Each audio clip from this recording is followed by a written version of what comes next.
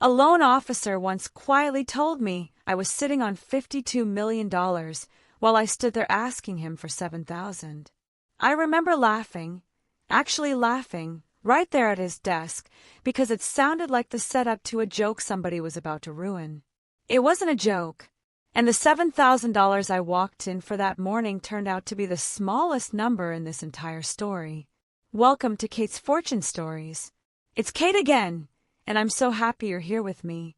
Before we begin, please subscribe to the channel and give this video a like. And tell me in the comments what city you're watching from. I always love seeing how far these stories travel. Don't forget to subscribe, because this story is only just beginning. For 24 years I sat behind the reference desk at the Ashwood Public Library in Savannah, Georgia, answering the same 3 questions in 100 different disguises. Where's the bathroom? Do you have anything on the Civil War? Can you help me find a job? People think library work is quiet. It isn't.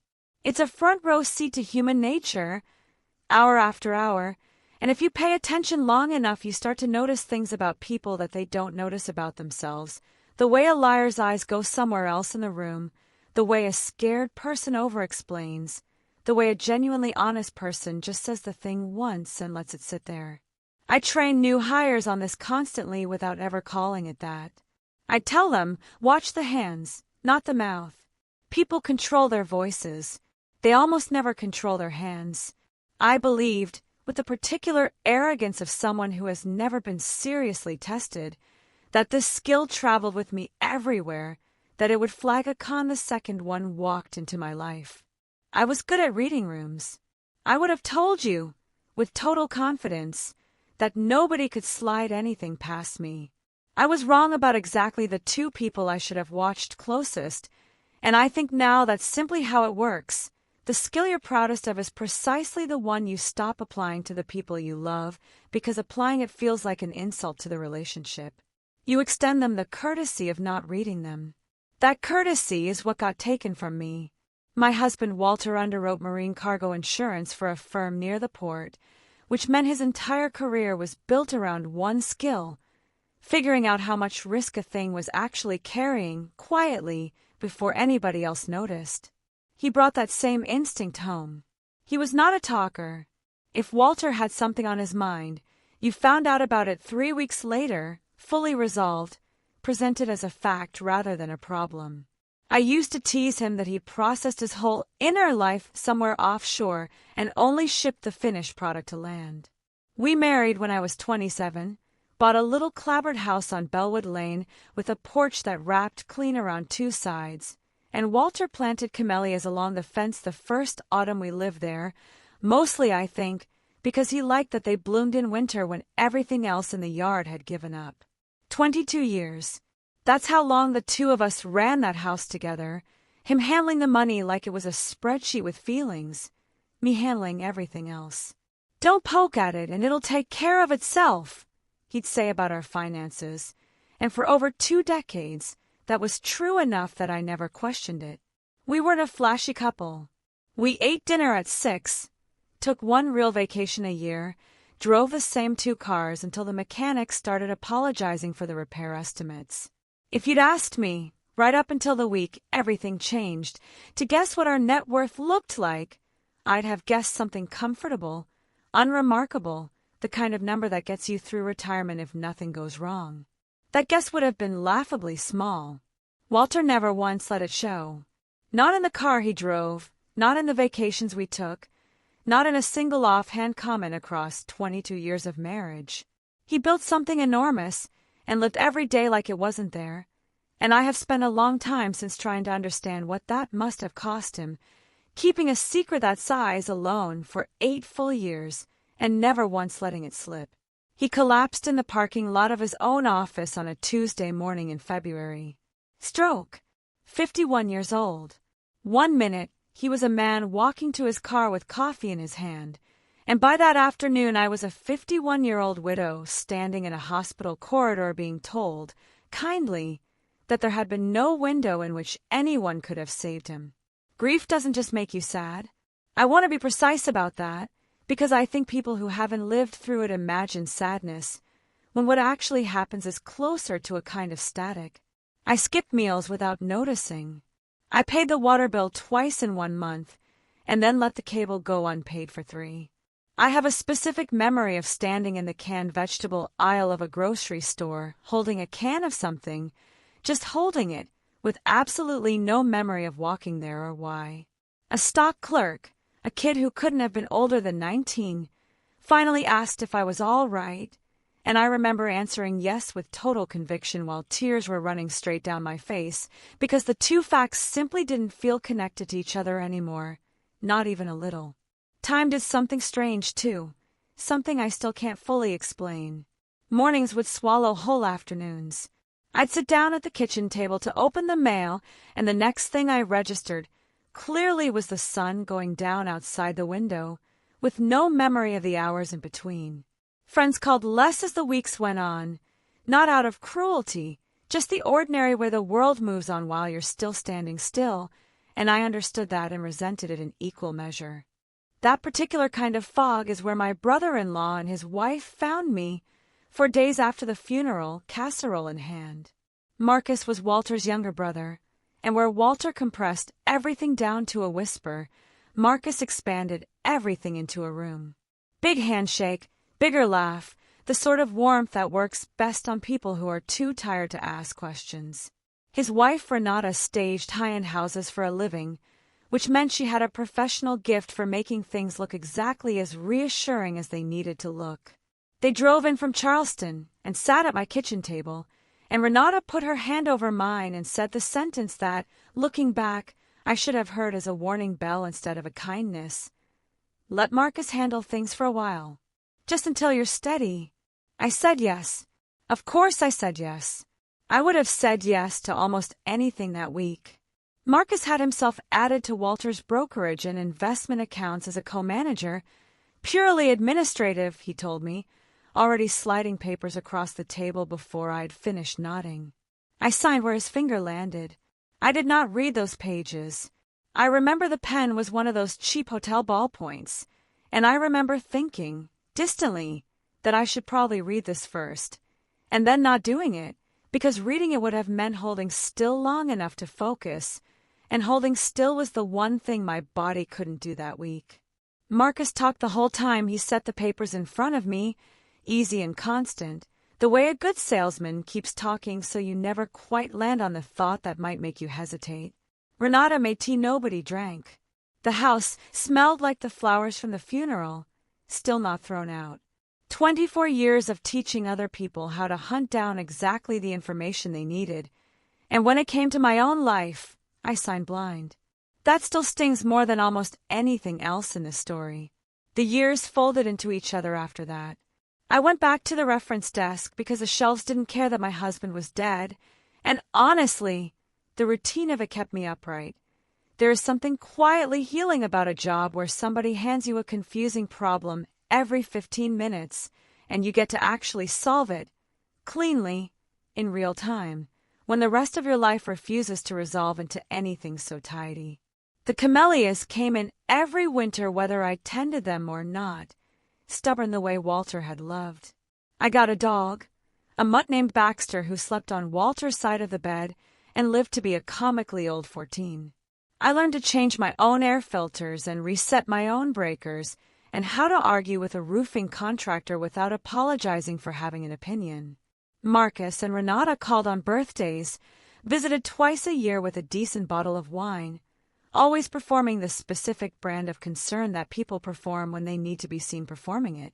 They asked, every single visit, if I was managing all right on my own, and I always said yes because I believed it, and because it never once occurred to me to wonder why they kept asking.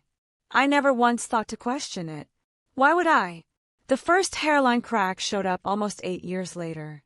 My friend Josephine, the kind of friend who nags you for your own good and turns out to be right, had spent 2 years telling me to update my will. I finally caved and made an appointment with an estate attorney named Marion Blake, a woman with the patience of somebody who has explained probate to 1,000 grieving people and still manages to sound like she means it. She asked me to bring a current summary of my assets. I pulled Walter's old fireproof box down from the closet shelf, the one labeled in his tidy block print, household records, and sat at the kitchen table running numbers with a calculator like I was grading a stack of book reports. They didn't add up. Not wildly, I want to be fair about this, but noticeably. I am not a financial professional. I am a woman who balanced a household for 2 decades and taught teenagers how to spot when a source didn't hold together. What I found in that folder was somewhere around 60% of what I remembered Walter describing. I told myself the market had a rough stretch. I told myself my memory was playing tricks. I told myself a dozen reasonable things. I even called Marion back the next morning and asked her, carefully, whether it was normal for a portfolio to shrink this much over 8 years, even with reasonable management. She said it happened.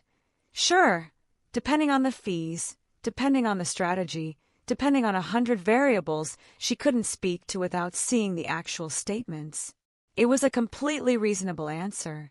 It did nothing to quiet the thing sitting in my stomach. I went home and pulled every statement Marcus had ever forwarded me. Not many, I realized, now that I was actually counting them, maybe 6 or 7 pieces of paper across 8 full years, each one a single summary page with no real detail underneath it. I had never once asked to see more than that. I had trusted the summary the way you trust a headline without reading the article, and it had simply never crossed my mind that the article might tell a different story. But something cold had already dropped into my stomach, and it refused to leave. After that, I started noticing things I'd been politely ignoring. Marcus showed up to a family cookout with a new boat, trailer gleaming, and made a whole production out of not making a big deal about it, which is its own kind of tell. Renata's social media turned into a highlight reel, Cabo, the Amalfi Coast, a ski chalet in Utah that looked like a magazine spread, captions about blessings and gratitude that read, once I started paying attention, like they'd been written for an audience rather than for memory's sake. They'd always lived comfortably.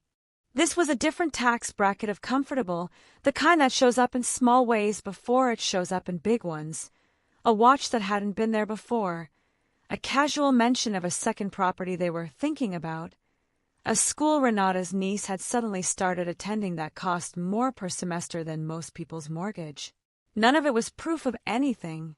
All of it, together, was a shape I couldn't unsee once I'd noticed it. And when I mentioned, lightly, over the phone, that I was thinking about getting my own financial advisor, Marcus's voice cooled by exactly 1 degree. Just one. 24 years behind that reference desk had trained my ear for exactly that kind of shift, the same half-second hesitation a patron gives you right before they ask for something they already know they shouldn't be asking for. Then came the morning at Coastal Heritage Bank on Abercorn Street. I wasn't there for anything dramatic. A hurricane had chewed up my roof the season before, and I needed $7,000 to finish the repair. The branch manager, a young guy named Terrence, typed my information into his terminal, and something on his screen made him stop typing. He looked at the screen. He looked at me. He looked back at the screen. "Ma'am," he said slowly, like he was double-checking his own sanity, "there's $52 million in an account under your name. Can I ask why you need a loan?" I asked him to repeat that. He did. An account titled the Walter D. Reyes Family Trust, opened the winter of 2008, sole beneficiary Catherine A. Reyes. $52,340,000. I remember there was a printer somewhere behind the counter running, that mechanical hum you stop hearing until a moment like that one makes you hear everything at once, the printer, the hold music leaking out of someone's phone at the next desk, a child somewhere near the entrance asking his mother a question in a voice pitched just a little too loud for the room. I asked for water. He brought it in a paper cup, and I sat there holding it, turning the number over like it belonged to a stranger, because as far as I knew it did. Walter had never once mentioned this account. Not in the 8 years since he'd opened it. Not anywhere in that neat little fireproof box. I had handed my brother-in-law full access to every account I was aware of, and this one, the only one that actually mattered, had never even come up. That wasn't an accident. A man doesn't forget he built a fortress. I sat in that lobby doing the arithmetic in my head, which felt absurd even as I was doing it. 2008 was the year we'd redone the kitchen, the year Walter had started taking the train into work 3 days a week instead of driving.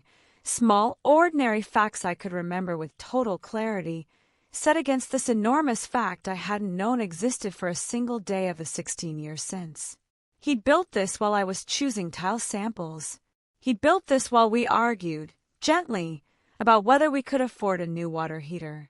The two versions of our life, the one I'd lived and the one that had apparently been running underneath it the whole time, didn't fit together in my head yet. They wouldn't, really, for weeks. I drove home without really registering the drive.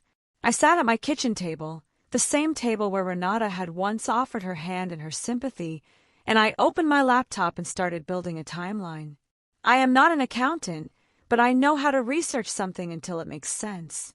By 1 a.m, I had pages of notes in a blue composition notebook and a very ugly conclusion. Across the 8 years Marcus had managed the accounts I didn't know about, roughly $395,000 had drained out through fees, advisory charges, and transfers to some LLC I'd never heard of, never a huge chunk at once, always small enough to slide under the radar. And here was the part that genuinely frightened me. Marcus had no idea the trust existed. If he had, he would have found a way into it years ago.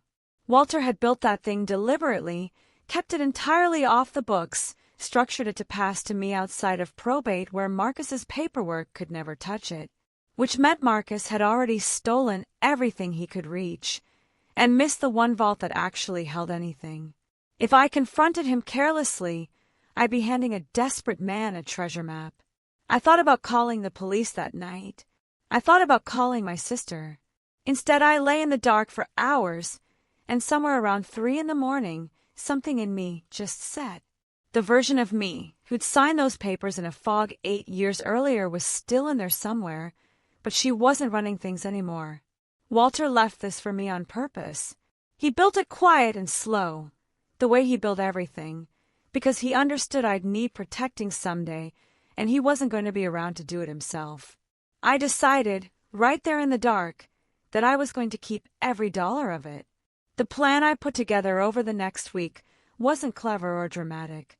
It was the plan of somebody who spent a working life helping people locate exactly the right document in a mess of paper, and who understood that the way you protect something fragile is by staying quiet until you don't have to be. Say nothing to Marcus, not a look, not a tone shift, nothing. Find a real fraud attorney, not Marion, wonderful as she is with wills. Document every transfer before making a single move. Move the trust somewhere Marcus could never reach it, even by accident. I want to be honest about how hard that first rule was to keep. There were entire days where I'd catch myself rehearsing the conversation I wasn't allowed to have, standing at the sink, running the exact sentence through my head, the one where I finally asked him to his face what he'd done. I never said it out loud, not once. I practiced smiling at him on the phone the way you'd practice a scale you'd already played 10,000 times, until it stopped feeling like acting and started feeling like a second, colder version of myself that I could put on and take off at will. That skill turned out to matter more than almost anything else I did over the following 18 months. I wrote all 4 points on a page of that blue notebook, tore it out, folded it twice, and slid it into my copy of Jane Eyre on the bedroom shelf, the last place on earth Marcus would ever open a book. Then I made coffee and went to work like it was any other Tuesday, checked out a stack of paperbacks to a retired schoolteacher, helped a college kid find a source for his thesis, and drove home at 5 like the entire foundation of my life hadn't just cracked open the day before. Josephine connected me with an attorney named Thomas Calloway, who worked out of a converted cotton warehouse near the river, thick carpet, diplomas hung with more modesty than most lawyers bother with. He took his glasses off before I even finished my second sentence, which I liked immediately. It felt like he wanted nothing between us while I told him this. I laid out everything: the trust, the folder, the notebook, the numbers that didn't line up. He didn't interrupt once. When I finished, he put the glasses back on and studied my figures. Mrs. Reyes, this could be civil, and it could very easily be criminal too. First thing I need is certified records, not your copies, certified originals straight from the institutions, going back the full 8 years.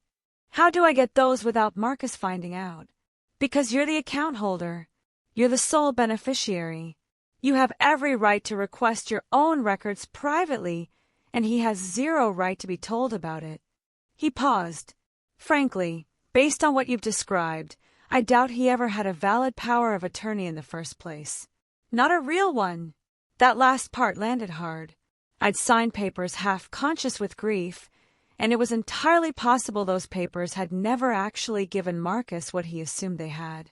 I left his office with a checklist and a very controlled kind of anger that I did not let show on my face the entire drive home. The requests went out. 10 days later, the first documents landed, and around that same time, something in Marcus shifted. Maybe instinct. Maybe he caught wind of my meeting with Marion. That Friday, my phone rang, and it was him, using a word he had never once used with me in 22 years. "Sweetheart, just checking on you. How are you holding up?" I kept my voice sunny on the porch. "Just fine, Marcus. Camellias are hanging in there." "Good, good. I want to swing by soon, go over some paperwork with you." "Routine stuff." "Anytime," I said, and hung up, and sat there with the flowers and the late light and a very clear read on the situation. Marcus Reyes had started to sweat. When the certified records finally arrived, thick manila envelopes stamped and sealed from 3 different institutions, I drove them straight to Thomas's office without even opening them myself, because some part of me already suspected I wouldn't be able to read them calmly alone. I sat in his client chair while he worked through them for the better part of an hour, flipping pages, occasionally circling something in pencil, occasionally stopping to reread a page a second time, which I'd learned by then was never a good sign. When he finally looked up, whatever careful expression he'd been wearing had turned grim. "Since Walter passed, roughly $395,000 has moved out of accounts under your name, management fees, advisory charges, transfers, all routed to an LLC registered under Marcus's name. Mr. Wealth Partners. No evidence they ever performed a single service for you. And every transfer was kept under $17,000. That's not an accident. That's structuring, specifically to stay under federal reporting thresholds. Is that illegal? Very. That's before we even get to the fraud angle, presenting you with a management agreement 5 days after your husband's funeral, while you were, by every available account, not in a state to be reading fine print. I asked him what came next. Now we build the case, and you keep behaving exactly like nothing's changed. I thought of the phone call. Camellia's hanging in there. At least I'd gotten that part right. One more thing, he added. The trust needs to move, not to a new bank, but into a fully locked structure, your name only, 0 secondary access. If Marcus ever learns that account exists, I want a wall between them that he cannot climb. We started that paperwork that same afternoon. Thomas told me later that the moment those certified records arrived was the actual point of no return. Before that, I could have still told myself I'd misremembered something. After that, there was no version of me that hadn't seen the truth in black and white. He filed the civil complaint on a Thursday in early December, and a certified letter went out to Marcus the same day, signature required. He'll know by Friday, Thomas told me. I spent that evening pulling weeds in the yard until my knees complained, then sat on the steps with tea and let the neighborhood get dark around me. Somewhere a dog barked. A sprinkler clicked on down the block. I'd set something in motion I couldn't undo, and I let myself just sit with that instead of fighting it. Marcus's call came in the next morning before 8. I let it go to voicemail and listened to it standing in the kitchen in my robe. His voice had gone tight and controlled, which told me exactly how rattled he was, because a relaxed Marcus was a loud Marcus. Katie, got a strange letter this morning. I think there's a misunderstanding. Call me back. There's things about how Walter set up his accounts you don't fully understand, and I'd hate to see you get bad advice from people who don't have your interests at heart. I forwarded it to Thomas and never called back. They showed up Saturday. I was out weeding when I heard the truck, Marcus's boat trailer, still hitched to the back. They came around the side gate instead of knocking at the front, which told me everything about how they decided to play this. Renata was carrying a casserole dish like a peace flag. "Katie, we need to talk," Marcus said, all wounded warmth. "You should have called first." I kept my gloves on and didn't stand. "We've been worried sick," Renata said, setting the dish on the railing. "Thomas Calloway handles everything now. You have his number." Something flickered behind Marcus's eyes. "Katie, listen. If you go through with this, you're going to blow this family apart. Walter would hate this. He trusted me with..." "With what?" I said. "Finish that sentence, Marcus." He didn't.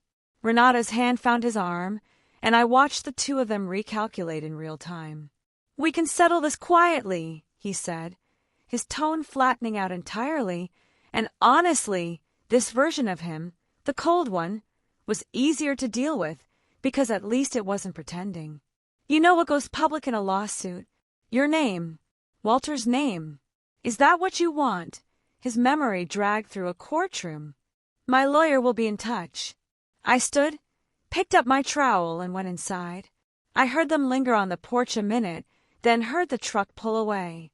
I sat on my kitchen floor after that, not falling apart exactly, just needing my legs to remember how to hold me. I had stared Marcus down without flinching, but the comment about Walter's memory had found the one soft spot I still had, and I wasn't going to pretend otherwise. I called Thomas Monday, and he walked me through the reality of civil filings, mostly public, some things sealable, nothing he hadn't handled before. I took a few days completely off from watching my own back.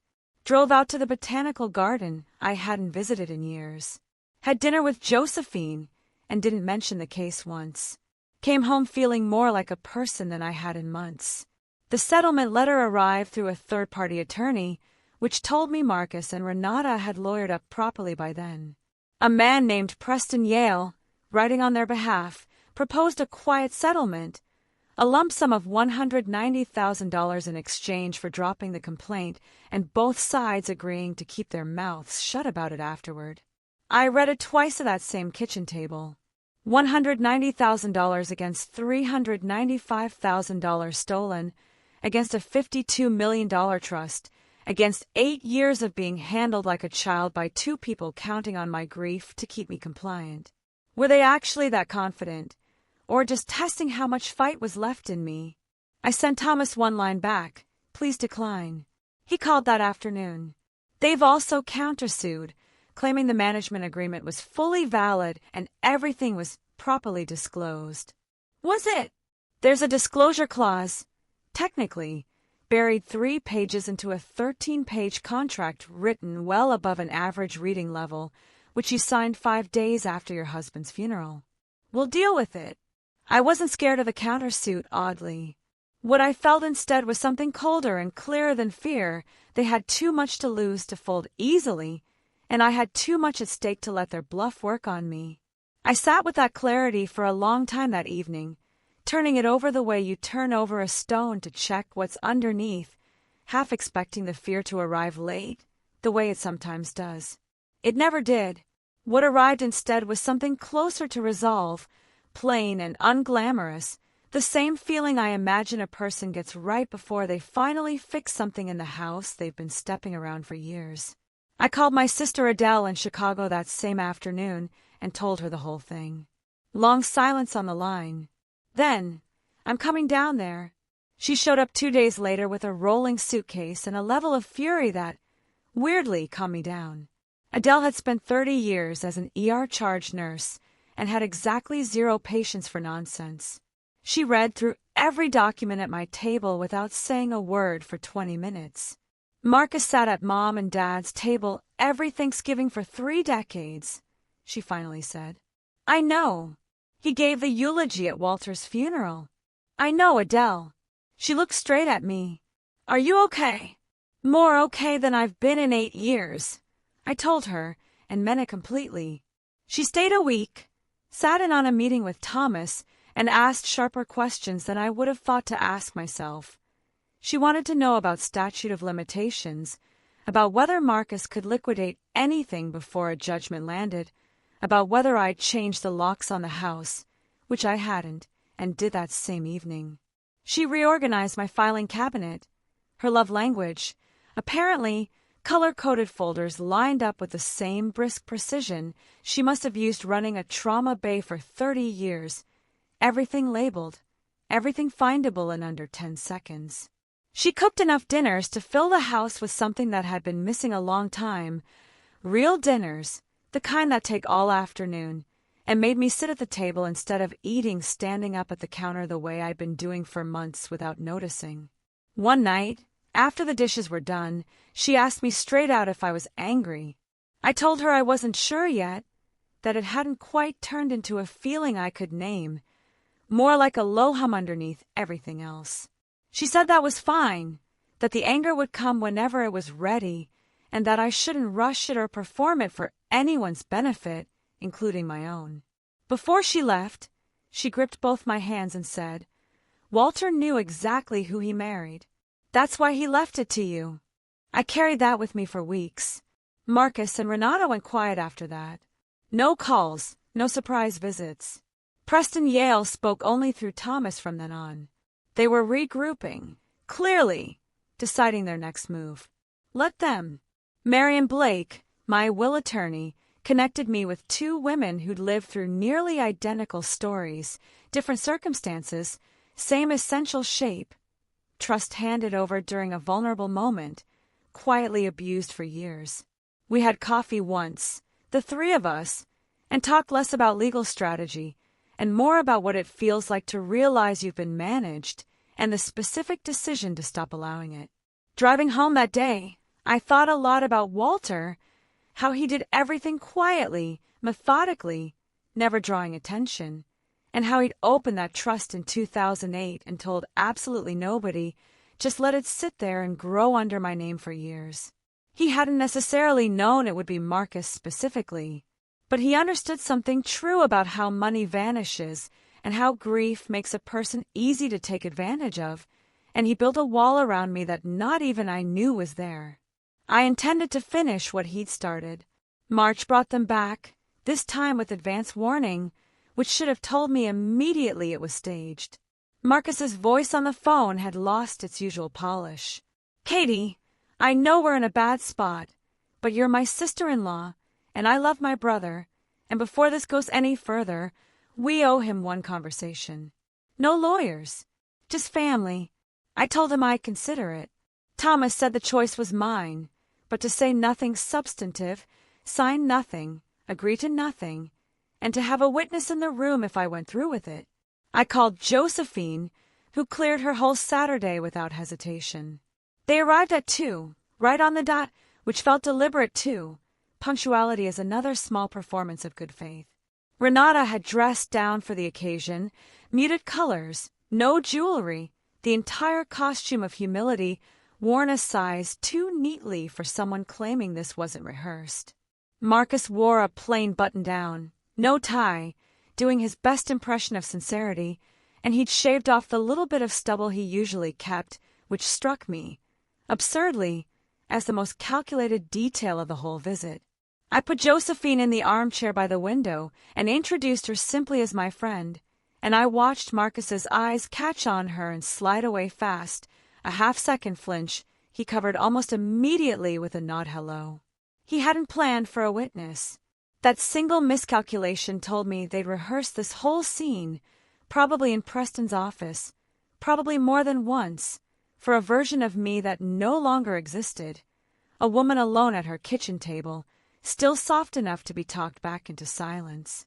"We've done a lot of thinking," Marcus started, leaning forward, elbows on knees. "And Renata and I know some of our decisions, looking back, didn't look right. We should have been more transparent. Transparent. 8 years of quietly siphoning money through a fake company, and the word he landed on was transparent. We're not here about numbers." Renata added, voice trembling just slightly, just enough. We're here because we're family, Katie. This lawsuit is going to hurt everyone. It's going to hurt Walter's name. Is that really what he'd want? There it was, the question I'd been braced for, because it's a genuinely well-built manipulation, impossible to answer cleanly and aimed straight at grief, and grief in a living room blurs everything at the edges. I thought about Walter's neat handwriting, his quiet certainty that things would be fine if you left them alone. What would he have wanted? He'd have wanted his wife protected. He'd built an entire secret trust to guarantee exactly that. I think Walter wanted me taken care of, I said, pleasant as anything, which is why he left me everything. Marcus's jaw tightened. Katie! His tone shifted. The warmth stayed on the surface, but underneath it, something pressurized was building. You need to think hard about what you're doing here.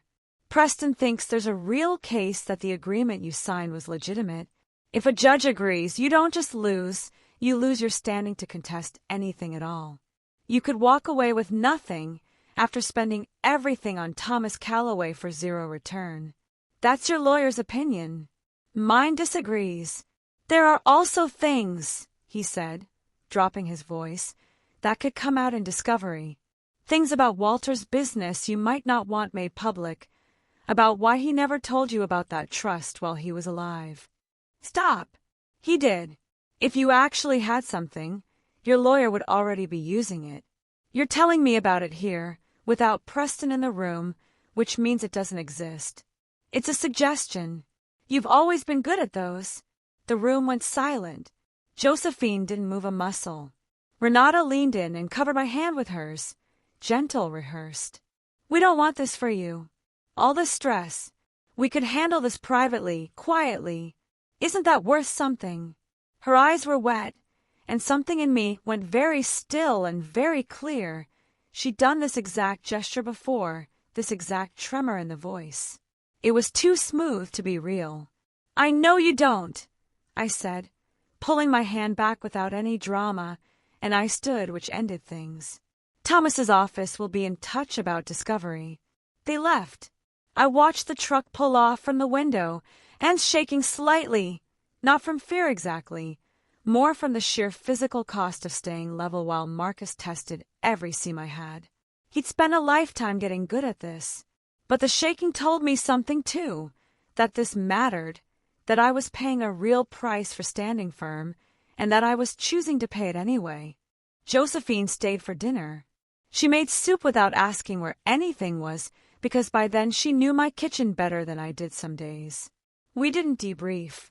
She just cooked. I set the table, we ate. At some point, she said, "You were something else in there." I told her I was terrified. "Those aren't opposites," she said, and we left it. The deposition happened on a Tuesday in late April, gray carpet, long table, a court reporter's machine clicking softly. Thomas on one side, Preston and Marcus on the other, me at the head of a table since it was, after all, my case. Renata had her own deposition scheduled for Thursday. I prepared the way I used to prepare for a difficult reference interview. Know your material cold, expect emotion from the other side, stay steady.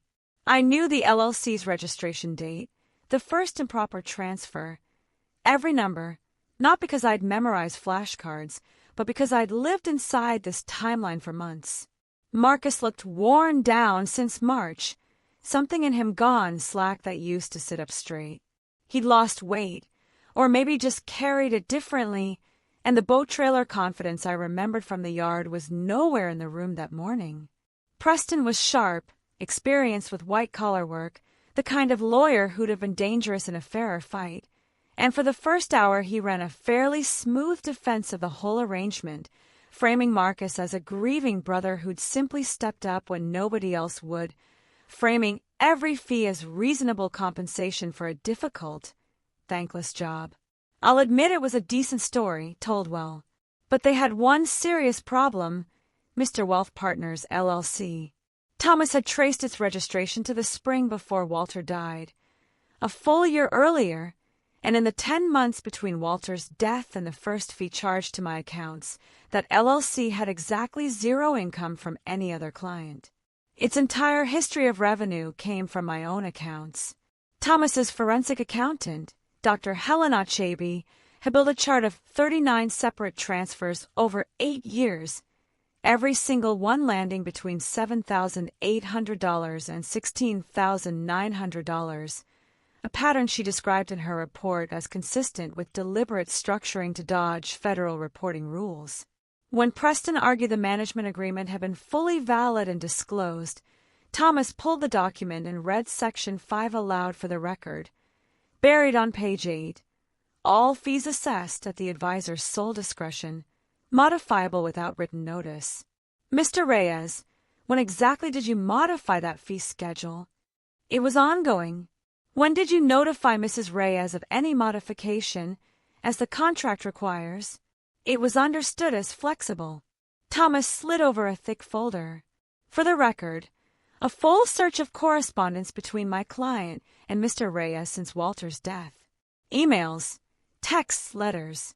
Not one mentions fees. Not once in 8 years. Marcus glanced at Preston.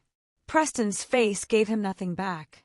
Did you ever disclose Mr. Wealth Partners by name to my client before she signed that agreement? A pause. We talked about my background in finance. I'm asking specifically about the company name. Was it mentioned? A longer pause. Marcus shifted in his seat. A small, involuntary tell. I had seen that exact expression on the face of every teenager caught in a lie at my desk over 24 years. This is what it looks like when a story stops holding together. I don't believe it came up by name. I sat there and said nothing, because I'd been told to speak only when spoken to. What I watched instead was a man realizing, in real time, that the story he told himself for 8 years wasn't going to survive contact with a forensic accountant's chart. Preston called a recess. Through the glass door, I watched him lean toward Marcus, hands moving in the universal shape of damage control, and I watched Marcus scrub both hands down his face and stare at the ceiling like a man doing math that refused to come out right. When we reconvened, Preston floated the idea of reopening settlement talks. Thomas said he'd discuss it with me. Outside on the sidewalk after, warm April air, magnolias somewhere nearby, he allowed himself a small, satisfied look. They'll come back with a bigger number, he said. What do we do? Let them. Then we decide if it's worth more to settle or let a judge finish it. He paused. I should mention, I refer the structuring evidence to the U.S. Attorney's Office this morning. That's a criminal referral. They came back with $245,000. Thomas laid the offer on his desk and let me read it without a word. I pushed it back across. No. Figured. He ran through the math. A strong civil case, likely recovery near $395,000, closer to $460,000 with interest, punitive damages that could double it, plus a federal investigation now underway that could carry serious prison exposure for structuring alone, independent of anything I chose to do. If we settle, does the criminal side stop? No. Once that referral's filed, it belongs to the government, not to us. Which meant the choice in front of me had already narrowed to almost nothing. Whether I accepted a lowball number or let a judge decide, Marcus and Renata were facing federal scrutiny either way. There was no reason left to compromise. Take it to trial, I said. The trial ran 3 days in early June in a courtroom 2 floors up from where the deposition had happened. Same building, harder chairs. Dr. Achabe walked the court through every one of the 39 transfers, the LLC's formation date, the total absence of any legitimate client history, laid out on chart after chart in plain language, and I watched several jurors. There was no jury for the civil portion, only Judge Okafor, but I still thought of her that way, as the single juror who mattered, leaned forward slightly every time a new number went up on the screen. I testified for under an hour, described signing papers 5 days after the funeral, described not understanding where my own money had been going, described the phone call about routine paperwork that landed the exact week I'd filed my first records request. Preston tried, gently at first, and then less gently, to suggest I'd been a willing, informed participant in the arrangement for years, that my sudden concern was suspiciously well-timed against my new lawyer's involvement. I answered only what was asked and paused before each answer, the same habit 24 years at a reference desk had built into me. Say the true thing. Say it once. Say it clearly, and don't let anyone's tone talk you into saying more than that. Watching Marcus testify was, in its own way, hard to sit through, not from sympathy, but from watching a story visibly collapse in real time. He couldn't explain the LLC's formation date without implying he'd planned this before Walter even died. He claimed the fees were industry standard, and Thomas simply asked him to name one other client the LLC had ever served. He couldn't. The silence that followed lasted a full 5 seconds, an eternity in a room where everyone understood exactly what that silence meant. The judge, the Honorable Denise Okafor, took 2 full days to rule, days I spent mostly in the garden, unable to concentrate on anything longer than a paragraph. Full judgment for the plaintiff. $395,000 recovered, $71,000 in prejudgment interest, $340,000 in punitive damages for willful, deliberate fraud that exploited a documented period of vulnerability, and $44,000 in attorney's fees. Total, $850,000. I read the number 3 times before it felt real, and even then it didn't, not fully, not for weeks. The federal case moved slower, as those always do, but by September Marcus and Renata had both been indicted on 3 counts: wire fraud, bank fraud structuring. Preston withdrew. This had gone well past his usual practice. They hired a criminal defense attorney out of Atlanta.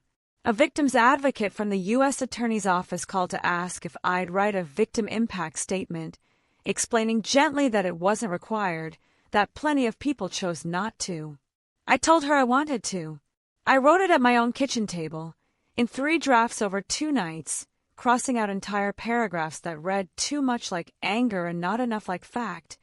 Not angry in the end, just precise about what had actually happened and what it had cost, not only in dollars but in 8 years of quietly losing faith in my own judgment.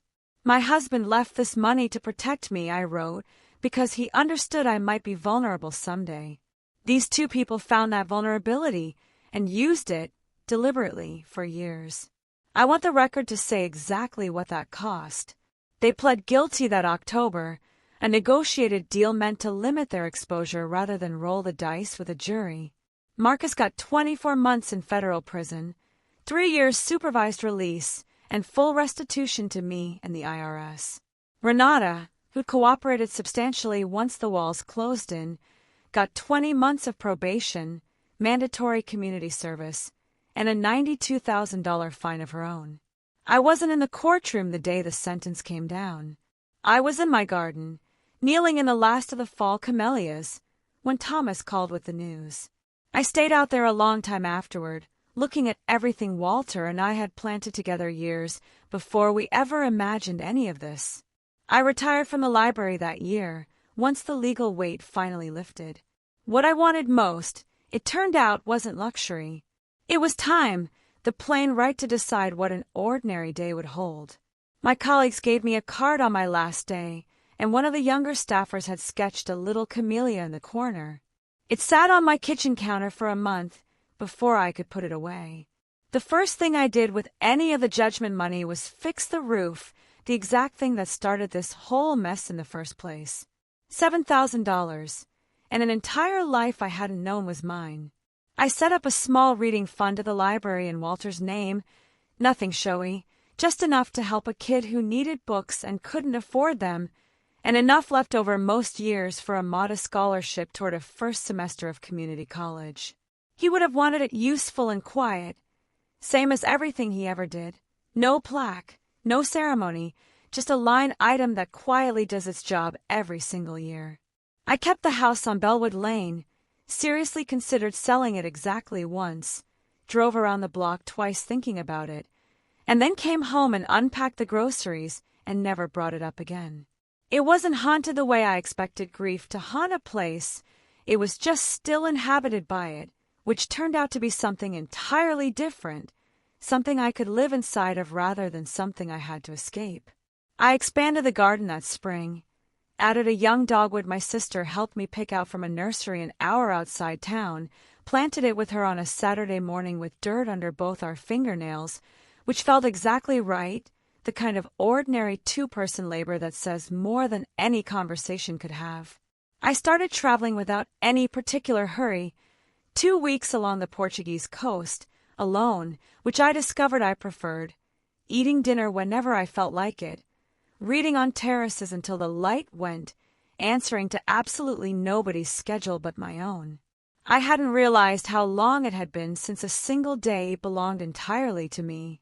Josephine talked me into a book club that meets the first Tuesday of every month in somebody's living room, always with too much wine, and never quite enough time to actually discuss the book, which I've come to think is the entire point.